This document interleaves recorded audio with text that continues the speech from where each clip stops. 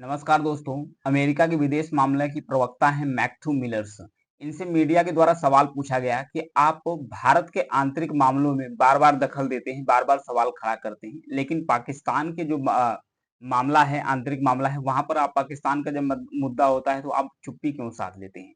तो इनके द्वारा कहा गया कि ऐसा नहीं है, हमारे लिए दोनों ही देश बराबर हैं, लेकिन हम यह भी चाहते हैं कि जो पाकिस्तान है उसके अंदर भी जो मानवाधिकार है सुरक्षित रहे। हालाँकि भारत में जो विपक्षी नेता हैं, खास करके अरविंद केजरीवाल, 21 मार्च को जब उनकी गिरफ्तारी हुई थी, तब अमेरिका के द्वारा कमेंट किया गया था कि भारत हम उम्मीद करते हैं कि भारत उनके साथ कानूनी तरीके से, निष्पक्ष तरीके से जाँच करेगा। तो भारत ने इस चीज़ पर भड़क गया था। लेकिन वहीं 3 सालों से जो वहाँ के विपक्ष के नेता हैं इमरान खान, जो पाकिस्तान है, वहाँ पर जेल में बंद है 3 सालों से।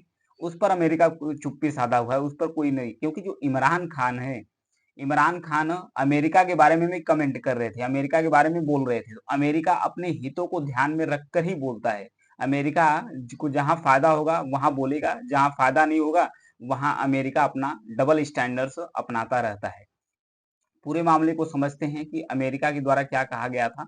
दिल्ली के मुख्यमंत्री हैं अरविंद केजरीवाल, इनको 21 मार्च को ईडी के द्वारा गिरफ्तार कर लिया गया था। इन्हीं सब सारी चीजों को लेकर सबसे पहले तो जो जर्मनी है, जर्मनी के द्वारा बोला गया था, जर्मनी की जो विदेश मंत्रालय उसकी तरफ से बोला गया था कि हम चाहते हैं कि भारत में भी कानून का राज सही से चले और निष्पक्ष तरीके से जांच ले। हालांकि जो उसके डिप्टी हेड थे वहां पर राजदूत, उन्हें तो तलब कर दिया गया था भारत के द्वारा, तुरंत तलब किया गया था भारत के द्वारा कि आप भारत के आंतरिक मामलों में दखल नहीं दे सकते हैं। हालांकि जो जर्मनी है उसके रुख में थोड़ी नरमी आई है, लेकिन उसके बाद अमेरिका ने कमेंट मारा। अमेरिका ने भी कहा कि हम चाहते हैं कि जो विपक्षी नेता हैं भारत के अंदर और जो कांग्रेस का अकाउंट फ्रीज हुआ है उस पर भी मुद्दा उठाया है, उसकी निष्पक्ष तरीके से जांच हो। तो भारत का जो विदेश मंत्रालय है, अमेरिकी डिप्लोमेट हैं ग्लोरिया बर्बेना, यहाँ पर देखिए इनकी फिगर है, ग्लोरिया बर्बेना, इनको भी तलब किया था। भारत ने कहा था कि हमें किसी को सिखाने की जरूरत नहीं है, हम एक लोकतंत्र, ताकतवर लोकतंत्र है। हमारे यहाँ जो न्यायपालिका है वो स्वतंत्र है, वो खुद अपना जो तीनों तंत्र है, न्यायपालिका, कार्यपालिका, विधायिका, तीनों स्वतंत्र रूप से काम करती है और हमसे बड़ा लोकतंत्र कोई है भी नहीं। फिर हमें कोई न सिखाए और भारत के आंतरिक मामलों में और संप्रभुता में कोई मतलब कि इंटरफेयर नहीं करे, भारत के द्वारा कहना है। लेकिन फिर भी जो अमेरिका के विदेश मंत्रालय के प्रवक्ता है मैथ्यू मिलर्स, इनके द्वारा कहा गया कि हम अभी भी जो अरविंद केजरीवाल है उनकी गिरफ्तारी पर नजर बनाए रखे हुए हैं। इनका फायदा क्या है, क्योंकि ये पाकिस्तान की तरफ झुक रहे हैं, पाकिस्तान की तरफ इसलिए झुक रहे हैं कि पाकिस्तान में इस समय एंट्री हो गई है चाइना की। जब चाइना की एंट्री हो गई है, चाइना पूरी तरीके से कब्जा कर रहा है, चाइना पाकिस्तान के अंदर सीपेक बना रहा है, फिर इन्वेस्टमेंट कर रहा है, मतलब चाइना पूरी तरीके से पैर पसार रहा है। तो चाइना को काउंटर करने के लिए अब अमेरिका चाहता है कि जो पाकिस्तान है उससे थोड़ा नजदीकी बढ़ाया जाए। जब पाकिस्तान से वो नजदीकी बढ़ाएगा तो चाइना को वहां से बाहर निकालने का प्लान कर रहा है अमेरिका। इसीलिए जब पाकिस्तान से अगर रिश्ता चाहता है जो अमेरिका, तो भारत के बारे में कुछ न कुछ उससे बोलना ही होगा। तो अमेरिका वही काम करना शुरू कर दिया। अमेरिका को जहां फायदा होता है वही बोलना शुरू करता है। हालांकि भारत के द्वारा भी स्ट्रांग रूप से कहा गया है कि भारत एक ताकतवर लोकतंत्र है, भारत के आंतरिक मामलों में किसी को दखल नहीं देना चाहिए। हालांकि जो विदेश मामले में जो कूटनीति होती है, कूटनीति के अनुसार है यही होता है कि कोई भी देश दूसरे देश का जो आंतरिक मामला हो या संप्रभुता है उसका रिस्पेक्ट करेगा, उसका सम्मान करेगा, इसमें कोई इंटरफेयर नहीं करेगा। ये होता है कूटनीति एक दूसरे देशों से। लेकिन फिर भी अमेरिका लगा हुआ है अपने फायदे के चक्कर में। तो आइए शराब घोटाले के मामले में समझते हैं, पूरा 6-7 पॉइंटों में समझेंगे कि पूरा शराब मामला है क्या। सबसे पहले जो लिक्योर लाइसेंस के बारे में, दिल्ली में शराब नीति के तहत 2003 में लाइसेंस दिया गया था। इसमें मतलब 2 प्रकार के लाइसेंस दिए जाते थे। एक L1 लाइसेंस था, एक L10 लाइसेंस था।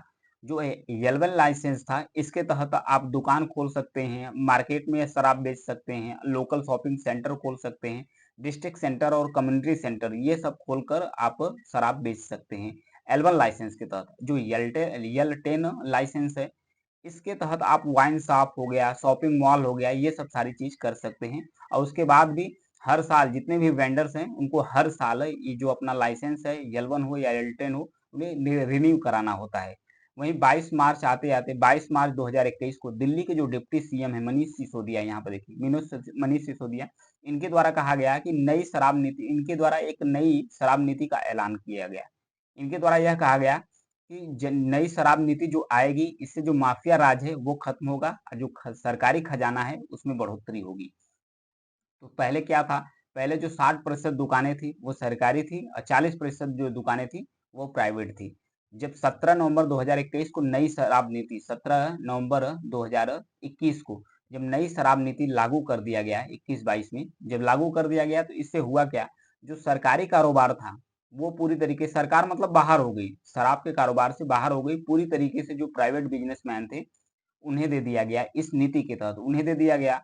और उसके बाद दिल्ली को 32 जोन में बांट दिया गया, 32 जोन में दिल्ली को बांट दिया गया और हर जोन में 27 शराब की दुकान खोली गई, 27 शराब की दुकान खोली गई, जो न्यू शराब नीति थी उसके तहत। वहीं 8 जुलाई 2022 को दिल्ली के मुख्य सचिव थे नरेश कुमार, यहाँ पर फिगर देखिए नरेश कुमार, इनके द्वारा कहा गया कि जो नई शराब नीति है इसमें घोटाला हुआ है। उन्होंने कहा कि जो सिसोदिया है, मनीष सिसोदिया है, जो दिल्ली के डिप्टी सीएम, उन्होंने शराब कारोबारियों को अनुचित लाभ पहुंचाया है। उन्होंने इससे जुड़ी एक रिपोर्ट एलजी के सामने भी, यानी कि जो लेफ्टिनेंट गवर्नर है दिल्ली में, उनके सामने भी सौंपी। एलजी यानी कि जो लेफ्टिनेंट गवर्नर है, इन्होंने भी कहा कि उन्होंने कहा और कैबिनेट की मंजूरी के बिना शराब नीति में बदलाव किए गए ये मान्य नहीं होगा, क्योंकि कैबिनेट की जरूरी मतलब मान्यता जरूरी है। तो फिर उसके बाद एलजी सक्सेना ने मुख्य सचिव की रिपोर्ट के आधार पर सीबीआई जांच की मांग कर दी, यानी कि जो एलजी सक्सेना ने मांग कर दी। फिर 17 अगस्त 2022 को जांच एजेंसी ने केस दर्ज कर दिया, केस दर्ज किया। इसमें जो मनीष सिसोदिया हैं और 3 रिटायर्ड और सरकारी अफसर और 9 बिजनेसमैन के ऊपर और उसके साथ 2 कंपनी थी, 2 कंपनियों के ऊपर मतलब भ्रष्टाचार के आरोप लगे और उन्हें भ्रष्टाचार से जुड़ी धाराओं के तहत उन पर केस दर्ज कर दिए गए।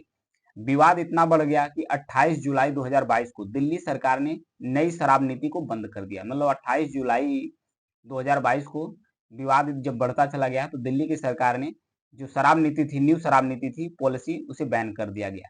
वहीं 22 अगस्त के प्रवर्तन निदेशालय ने सीबीआई से अपने केस को मतलब कि फिर से पुरानी नीति लागू करने का फैसला किया और फिर उसके बाद जो ईडी है वो सीबीआई से मामले की जानकारी लेकर मनी लॉन्ड्रिंग का केस दर्ज कर दिया। मतलब कि सीबीआई तो जांच के लिए उस पर केस दर्ज ही था, लेकिन सीबीआई से मामला ईडी ले लिया। ईडी जो प्रवर्तन निदेशालय है ये मनी लॉन्ड्रिंग के तहत मतलब केस दर्ज कर दिया। मनी लॉन्ड्रिंग मतलब ये होता है कि आप ब्लैक मनी को छुपाते हैं और उसे व्हाइट मनी में कन्वर्ट करते हैं, यानी कि जो लीगल मनी है उसमें कन्वर्ट कर देते हैं। फिर 26 फरवरी 2023 को आते-आते जो दिल्ली के उप मुख्यमंत्री डिप्टी सीएम है मनीष सिसोदिया, इन्हें गिरफ्तार कर लिया गया। उसके बाद 4 अक्टूबर 2023 को जो संजय सिंह है, यानी कि आप आम आदमी पार्टी के जो सांसद हैं, उन्हें भी गिरफ्तार कर लिया और वहीं 21 मार्च आते-आते दिल्ली के मुख्यमंत्री अरविंद केजरीवाल को भी गिरफ्तार कर लिया गया। तो उन्होंने अपने जो सीएम पद है, जो दिल्ली के मुख्यमंत्री हैं अरविंद केजरीवाल, इन्होंने अपने सीएम पद से इस्तीफा भी नहीं दिया। इनसे इस्तीफा मांग रहे हैं लोग, लेकिन इन्होंने इस्तीफा नहीं दिया। उन्होंने कहा कि हम ईडी की हिरासत से और जेल से ही सरकार चलाएंगे, हम इस्तीफा नहीं देंगे। हालांकि मामले की जांच न्यायालय में चल रहा है, न्यायालय इस मामले की जांच कर रही है। इन्हीं सारे मुद्दे को लेकर अमेरिका भारत के आंतरिक मामले में कमेंट्स कर रहा है लगातार। पाकिस्तान पर चुप्पी साधा है, क्योंकि पाकिस्तान से वो अपना हित साध रहा है, क्योंकि जो चाइना प्रसार कर रहा है, तो चाइना को काउंटर करने के लिए पाकिस्तान से जो नजदीकियां हैं अमेरिका वो बढ़ा रहा है। पाकिस्तान से नजदीकी अमेरिका की तभी बढ़ सकती है जब भारत के बारे में कुछ बोलेगा। तो यही सब मुद्दा अपना है। अमेरिका अपने फायदे के लिए कुछ भी करता रहता है, किसी को भी आड़े हाथ ले सकता है। Thank you.